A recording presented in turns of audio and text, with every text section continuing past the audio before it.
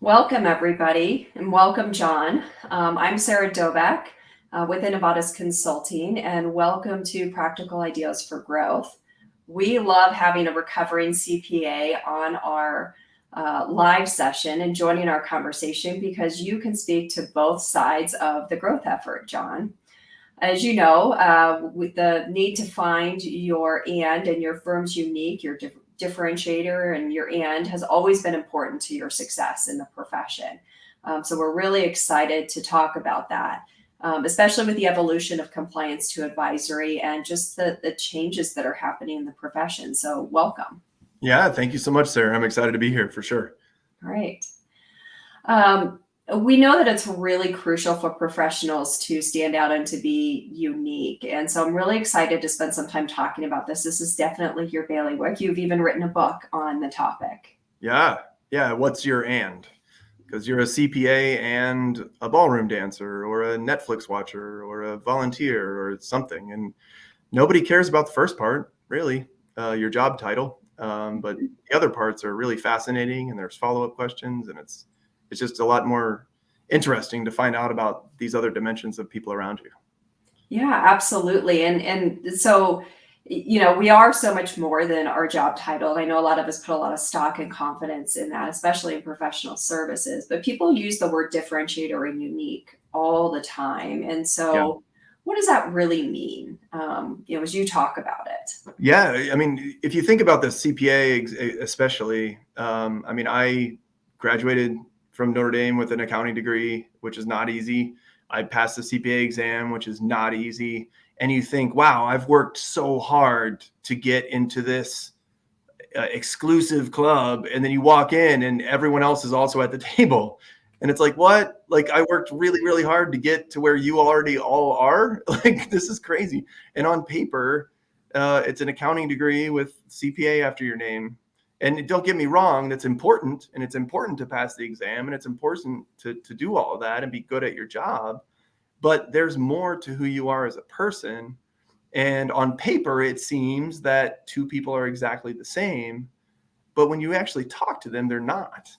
They have different personalities and different dimensions to who they are as a person. And so, if you think about work and the accounting that you do, that's maybe 15% of who you are as a person, maybe 20%. But it's so easy for us mentally to allow our career to become 100% of our identity and who we are. And who you are is so much more than what you do at work. And yet we allow that to just take over. And so really that's why it's shine a light on that and celebrate that, especially as a manager or leadership position. Find out what your people's ands are, because if you know that, then that's what lights them up, and my podcast, I interview professionals and who have a hobby outside of work, and Mark Winburn, IT audits, and he said that singing is his breathing in happy. Like that's deep. And I was like, well, what about IT audits? And he's like, yeah, not so much. I like them and I'm good at them, but like breathing in happy. And so like everyone listening, it's like, what's your breathing in happy? Are you doing it? And then are you letting your people breathe in happy? And don't lie to yourself and say that happy is more work, because that's not true. That's not true. It's not. When we do the things that make us happy, we're also usually gifted at them. Not always. Yeah. We all have some hobbies that maybe, maybe we're not that good at, but we enjoy it. We don't mind. We don't mind it. We're resilient because we do enjoy it so much. And I love this topic because today so much of our environment has changed in not just like COVID working remotely, right? I think it has more of an implication of the advancement of technology and more importantly, the advancement of advisory and consulting services in the profession, especially over the last 20 months. That has been really, really prevalent. And in order to be good advisors or good consultants, you have to know your clients. And to do that, you have to have a relationship, and to have a relationship, you have to be able to talk about more than your title at the end of the day. Yeah, because the other accounting firm down the street can do the exact same thing. When you get down to it, accounting's a borderline commodity. I mean, tax return's a tax return. I mean, computers are doing like, but what's the different, like, what are you doing different or new? Or, if I take all the proposals that a client gets and scratch out the firm names, is there really a difference? Like, I mean, honestly, so then it's just going to come down to price. And so it's really just changing the game, when you're out, for client acquisition, but especially when it comes to talent. Another organization is always going to pay them more money, always. But are they going to love them as much? Are they going to make sure that people are doing their and? Are they going to celebrate their and? Are they going to, embrace the whole person because you hired the whole person? But why is it that we only care about the technical skills part?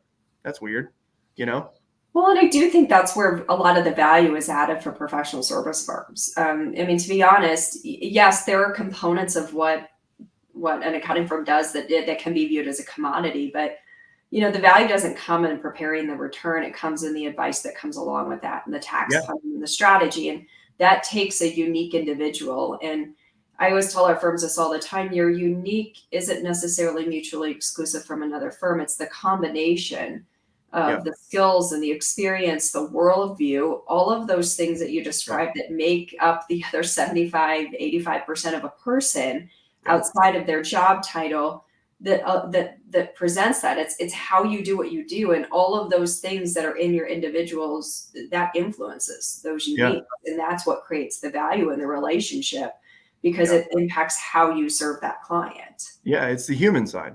It's the human side of all of it, and it's not even necessarily work related. I would say that it's even better if it's not, because then you can create those actual human connections.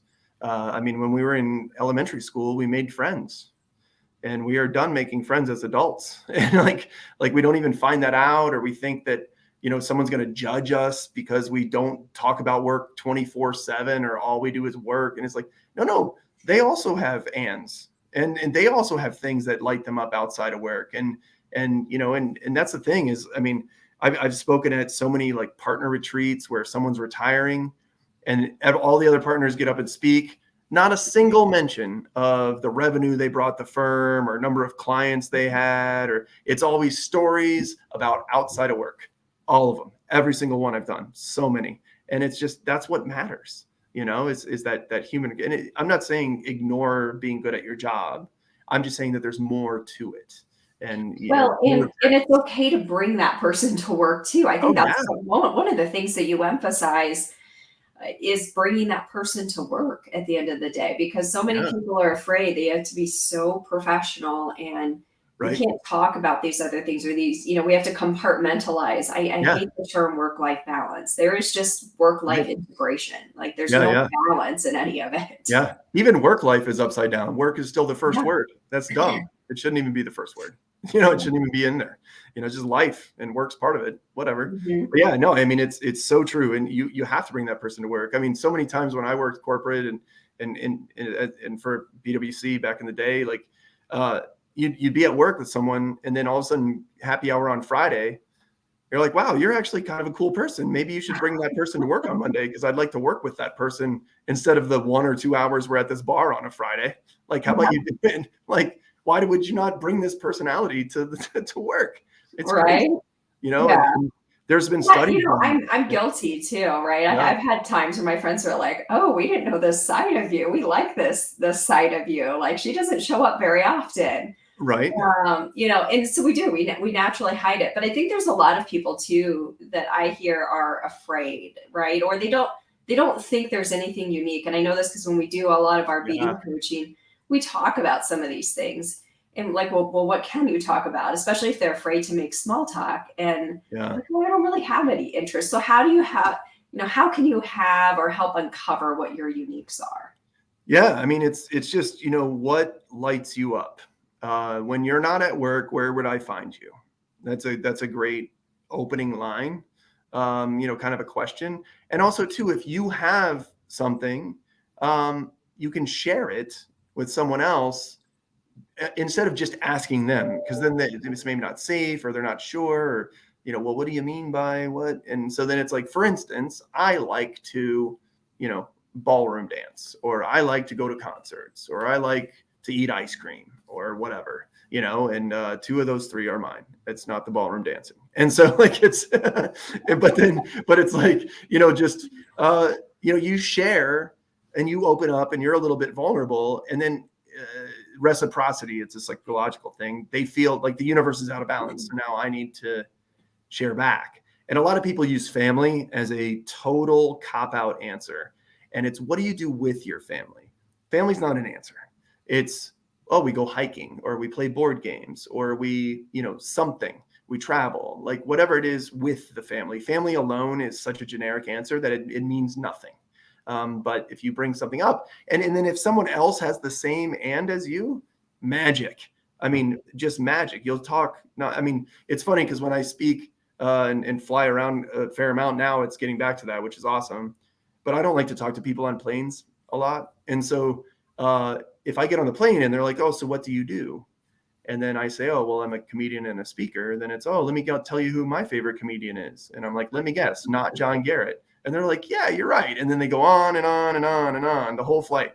But instead, if I sit down and they go, hey, so what do you do? And I go, oh, I'm an accountant. They put on their noise canceling headphones. Like there's not even a follow-up question. Like and then I look down at their bag and it's a firm. And I'm like, you're one too. Like nothing. No, I don't even want to ask. And it's like, like you said, when you worked and people, 99.9% of the time, it's always awesome when people find out those things about you. And so, why would you not lean into that? The one thing that differentiates you from everyone else applying for that job or trying to get that client's work, the one thing that makes you stand out is the first thing that you leave off or don't even tell them about. And it's like, well, why would you want to look and sound the same as everyone else? Then you're leaving it to chance. And maybe you're going to not be for them. Okay. But you would have found that out anyway, as you started working with them. So, yeah. I couldn't agree more. And it's such an important topic, and everybody has a unique. I guess one of the questions you get, can you have more than one unique? Absolutely. You definitely do. And also too, I mean, you have family and faith and, friends and other dimensions to who you are. You're this like 12-sided dice sort of thing, and yet work becomes all 12 sides somehow. It's lame. And so you definitely have more than one, and they can also change. I mean, I used to like to play basketball. Well, now I'm at the age, if I play basketball, I feel like both my knees are going to explode. So probably shouldn't do that. And so, it's just, there's other, and it's evolving, but you really have to have those things also too, just from even a retirement perspective. I've talked to so many people that have pulled me aside and said, I'm going to retire in 2 years and I don't know what I'm going to go do. And I was just like, wow, because their and becomes dormant and then eventually it just goes extinct. And it's like, I used to like to, I've heard that so many times, and it's like, well, why don't, let's go now. Like, let's go do it. Sometimes and it doesn't have to be world record breaking. And the phrase even, I enjoy blank, like I enjoy painting. Then it takes all the pressure off of, is it any good? I don't care. I'm doing it for me. I don't care what you think. It's not hanging in a museum. No one's buying it, but I enjoy it. Yeah, and you bring up a good point, because there are a lot of people in the profession that don't have a plan, and so they stay in their position. And it's one thing to love what you do. Look, I love what I do. I'm very passionate about what I do. I'm sure you are too. You started your business just like I did.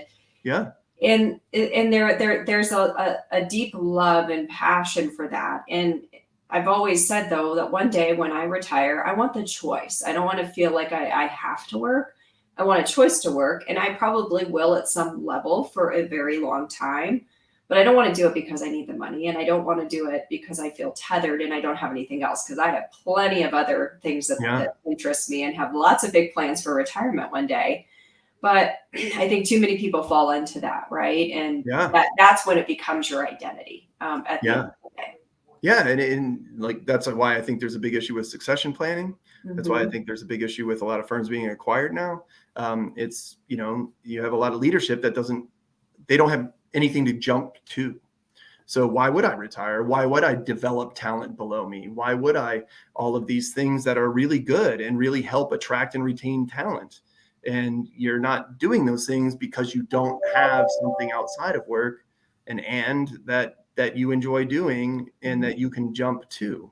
And so it's that's when it became really scary to me, because you have people that are in their early 60s with a ton of money and have no idea why they're going to get out of bed anymore. And it's like, oh man, you got to like fix that quickly.